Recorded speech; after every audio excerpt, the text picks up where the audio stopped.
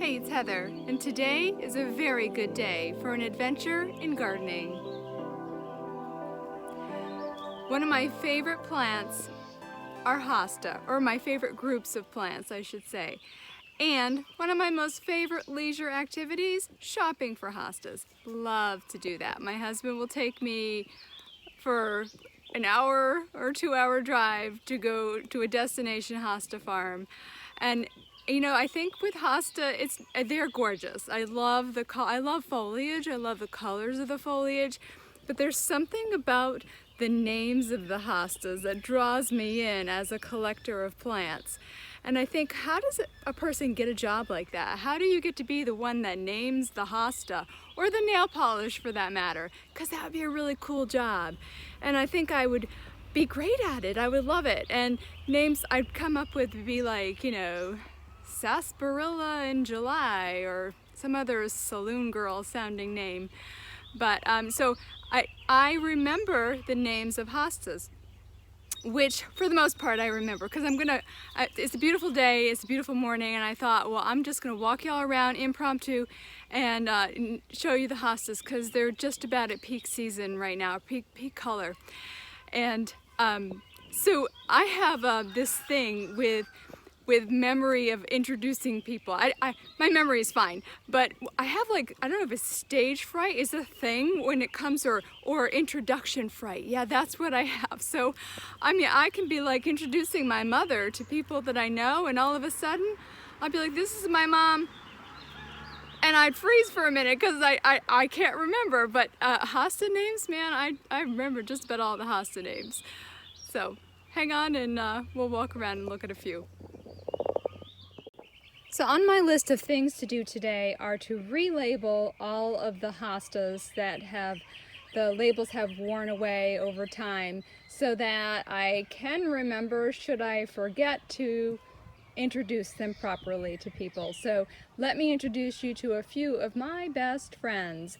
This right here is Love Pat, and I just look at those crinkly leaves, just a gorgeous little plant.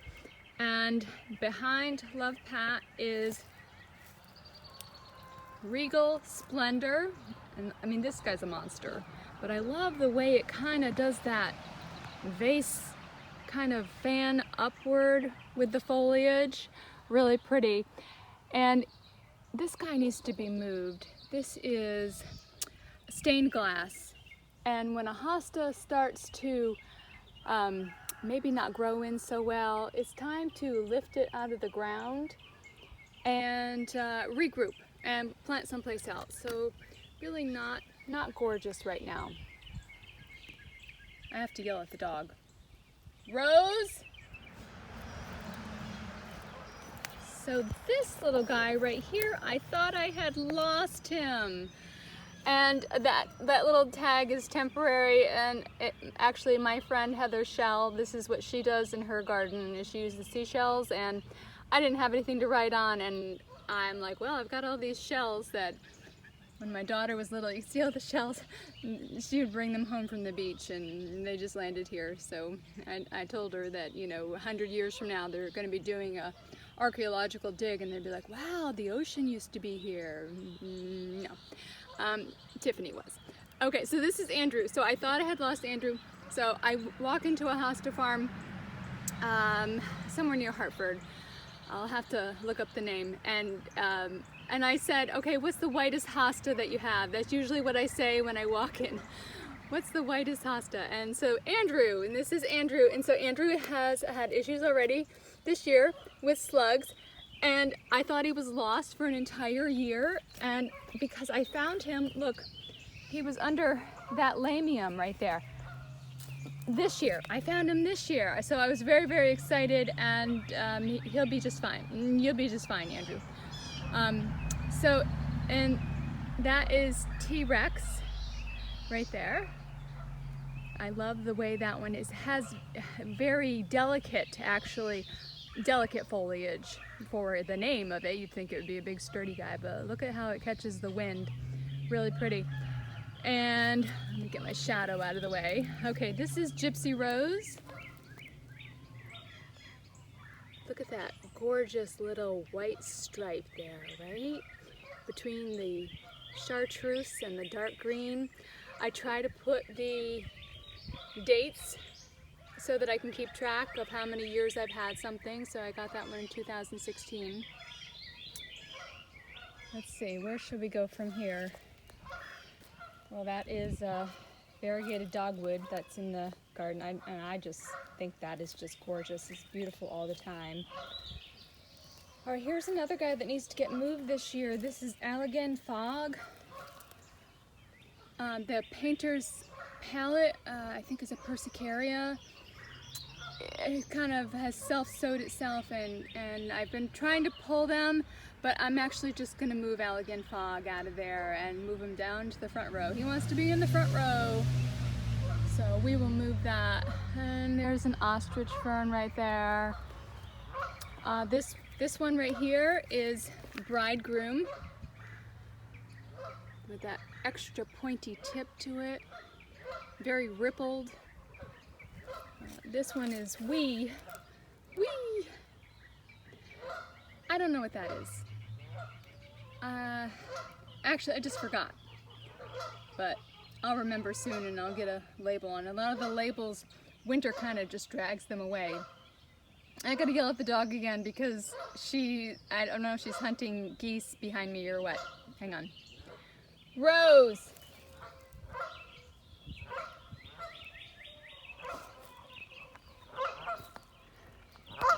Okay, this is what's going on. So, Mama Goose and Daddy Goose are upset because they want to come to shore and poop. Rose is like, yep, come on, let's go. Yeah, I know, I hear you, babe. She's like, come on.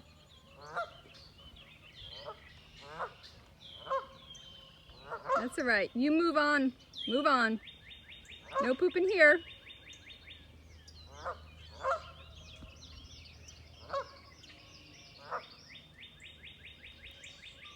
You gonna swim, Rose? You gonna swim?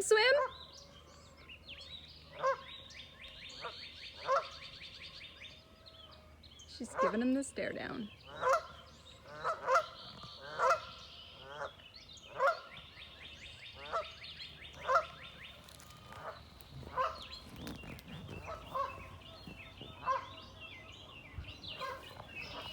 Okay, and this is that new hosta garden that I put in last year that's starting to fill in pretty nice.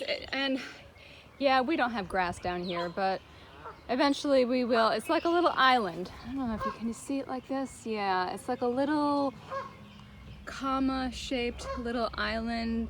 And it looks really cool from up on the hill. In the front here is mouse ears. That guy right there. Just a very ordinary now. You can find mouse ears just about anywhere. Painted lady fern back there. Amy Elizabeth. Let me get a little closer to Amy Elizabeth because I noticed that this is a shadier location and that these hostas that are over here don't have the same color that they always had. This is Amy Elizabeth. There's kind of like a blue kind of outline here.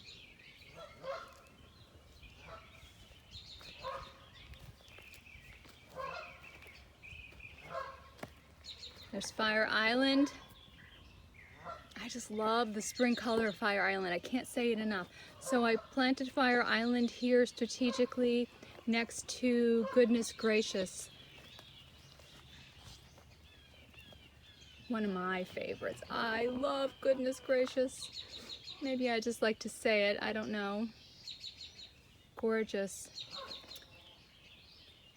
This is First Blush coming in. Now First Blush kind of took a hit this year with we had a frost the day before Mother's Day, and so I think we'll be okay. But look at, oh my goodness, right? Right, yeah. Gorgeous, gorgeous, gorgeous. And this is Rainforest Sunrise right here. Love that seersucker leaf to it. I don't know who this is. This is Gentle Giant in the back. Gentle Giant year 3. So next year this will be a lot more impressive. I love that blue foliage. There's a hydrangea, endless summer in the middle. Oh, I can't forget about Tiny Tears. So Tiny Tears used to live someplace else, and I dug him up and divided it and spread it out on this little, let me see, yeah, right, on this little row right here. So this is Tiny Tears. Oh, there's a weed. Yeah, tiny, tiny. Oh, look. Yeah, that's how tiny it is. You're so tiny. Okay. And another Tiny Tears and another Tiny Tears. It's a really great spreader. Love that hosta.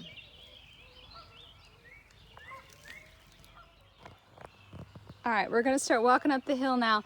So, gardens are really in transition all the time. You have to be prepared to move things as other things either grow in or get pushed out. So this is Autumn Frost right here. This is one of the proven winter hostas, and I planted it next to the Japanese forest grass right there, and also under this hydrangea. Let's see, what is this? Hydrangea is strawberry sundae, no, raspberry strawberry somebody, I don't know, but under this guy, look, is an epimedium, a sawtooth yellow, my shadow makes it better, epimedium. So this guy will have to get moved out of here. I like to plant my epimediums with hosta.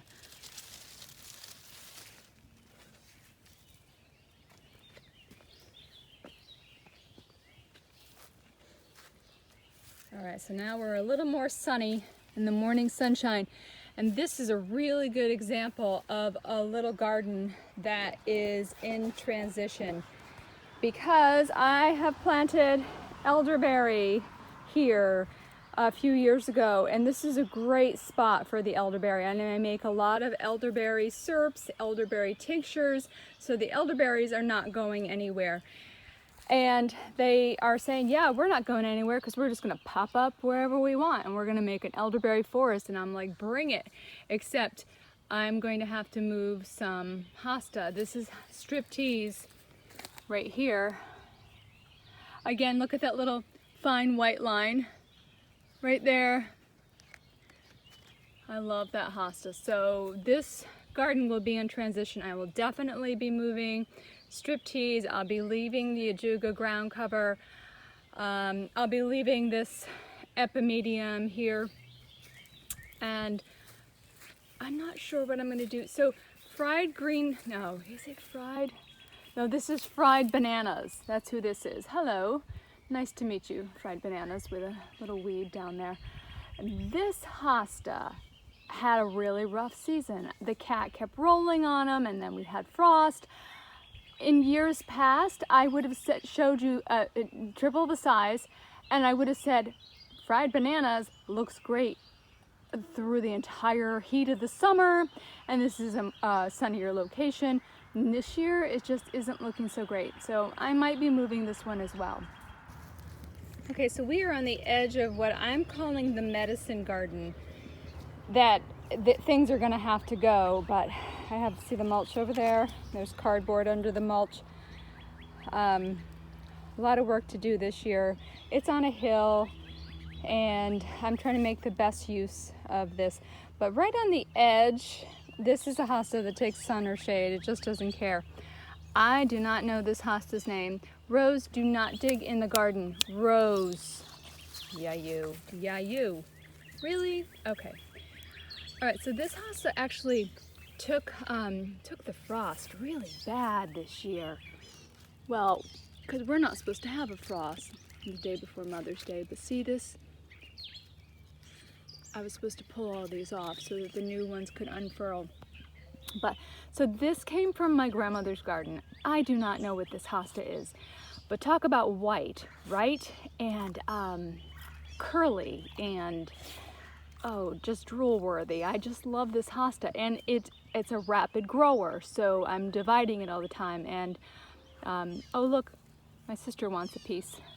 Actually, my sister, she's not allowed to visit with a shovel because there will be less hosta when she leaves. But there's a little guy under there. Got to get in there and weed, and I'll take that out and dig it up for her. Yeah, so my dog just tried to dig up this, yeah, naughty. And more hosta. There's a ginkgo up here, totally off subject. A ginkgo that I'm training to be a bonsai. Bonsai!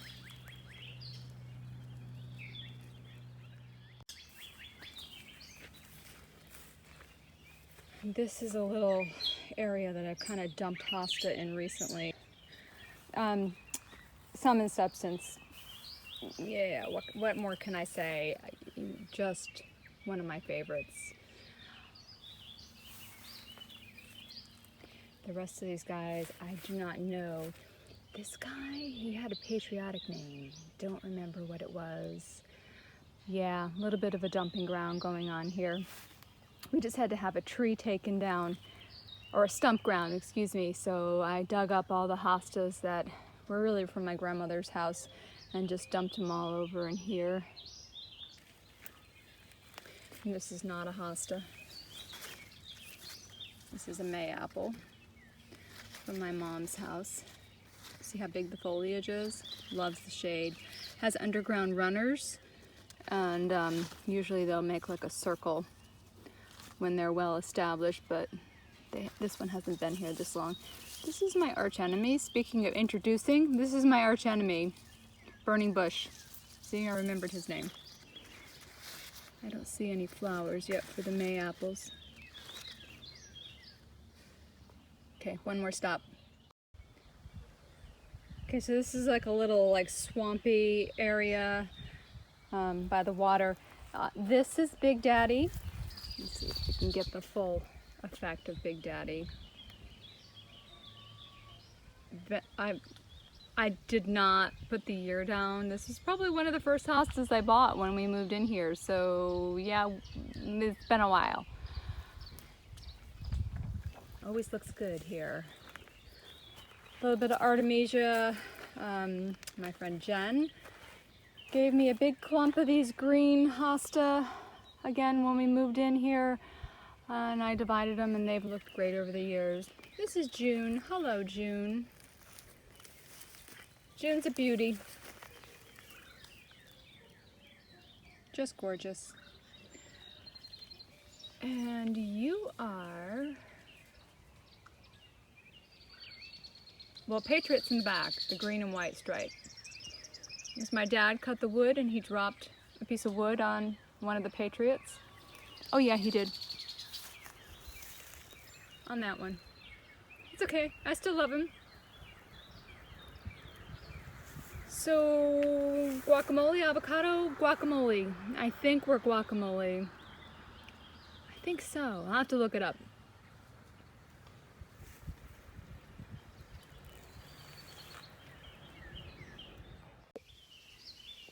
So hostas are really cool, right? And I hope this has inspired you to maybe try a few hostas in a shady location in your garden, or a semi-shaded location, or even, I mean, just play around with them. Some hostas do really just fine in sunshine, and I move the hostas if they're not doing well where they're at. I'd love to have you subscribe so that we can stay in touch and that you won't miss out on another adventure in gardening. And remember, every day is an adventure. See you soon.